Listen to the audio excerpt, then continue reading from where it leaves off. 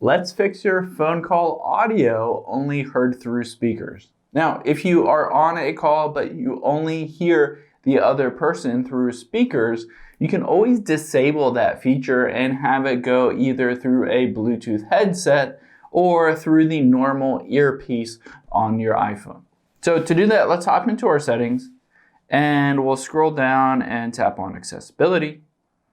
And then on here you can see touch. I'm going to tap on touch. And if I scroll down to the bottom, you can see call audio routing. Tap on that. And if yours is set to speaker, that will automatically route your call to your speaker. However, if you don't necessarily want that, you can switch it over to automatic, which will choose your earpiece on your iPhone unless you currently have AirPods or some headset turned on. So you can always switch it over to automatic if you want.